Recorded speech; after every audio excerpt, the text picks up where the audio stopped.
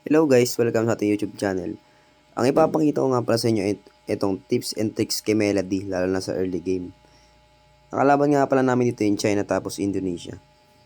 Sa early game guys, dapat maingat talaga kayo mag-Melody. Ang problema dito guys, medyo na late ako. Kumuha kasi ako ng tinapay sa lamesa. So, anong mangyayari nito? Hindi tayo magle-level 2 na ito.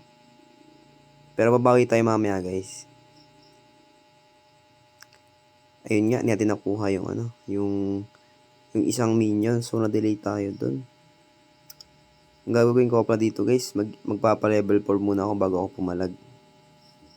Ganun yung ginagawa ko kay Melody guys, lalo na sa early.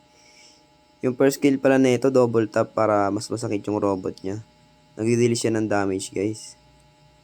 Yung second naman, bumabalik yan parang eroplano. Ganun, pag tinama ka, babalik sa'yo. Kaya napaka-OP ito guys. Ang daming gumagamit ito sa Honor of Kings. Isa to sa kinakainisan ng mga player dito eh. Tsaka kaya-kaya to guys mag-solo push. Ganyan lang ang gagawin nyo sa early game, mag-iingat lang kayo.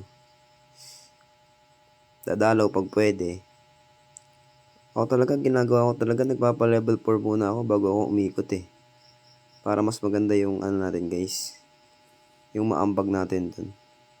Ito nga pala guys, medyo nag-asim yung kalaban. So, pumasok tayo.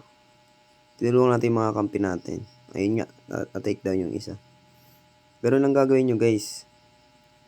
Pag Melody kayo. Mabilis naman kasi to guys, Rumespo eh. Tsaka masakit yung first skill niya pag dinouble tap. Ganun lang yung ginagawa ko sa early game. Pag pwede akong dumalaw, dumadalaw ako. Patay na sana to guys, kaso hindi pa tayo level 4. Tsaka wala tayong doon. Medyo mabagal yung second natin, tapos may respawn na rin siya. So, bumak na lang tayo dito. Pero napatay din naman ng marksman natin. Okay na yun guys. Ganito lang yung ginagawa ko guys sa early game. Tapos pag low health na kayo, medyo dikit-dikit lang kayo sa tower kasi mabibilis dito Rumespo guys. Konting pagkakamali mo lang dyan sa mid. Naku, pwede ka mabigyan agad. Di pa nga pala ako nag-back dito kasi may nakita naman akong dito. Yan, pag natapakan mo yan, magdadadag yung buhay mo. Tapos dito guys, naka-double kill pala yung MM ng kalaban. Medyo na late tayo ng dalaw doon kasi nagpalay pa tayo. Mahirap naman kasi guys lumabas ng low HP kayo. Hindi na tayo umuwi guys kasi para para mabilis tayo magpapera. So anong nangyari? Nag-tap tayo dito. Nakita ko rin yung jungler namin, may balak mag-gank dun sa kalaban. Kaso nahalata ata kami ng kalaban. So, tumambay lang muna ako dito. Yan. Tinayimingan lang namin guys. Natig na namin tong dalawang to. Pag kayo guys nakakill kayo sa early game, malaking na yun. Pumasok din yung jungler nila.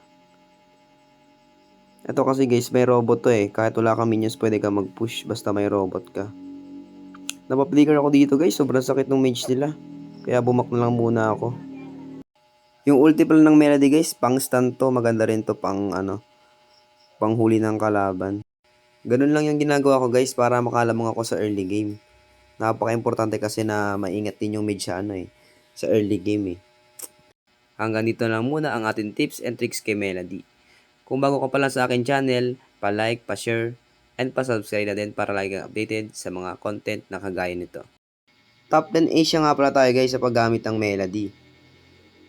Achiever pa lang yung nakukuha natin, wala pa tayo sa top 5. Kung bago ka pa lang sa akin channel, pa-like, pa-share, at pa-subscribe na din para updated ka sa content na kagaya nito. Thank you guys sa mga susunod na upload ulit.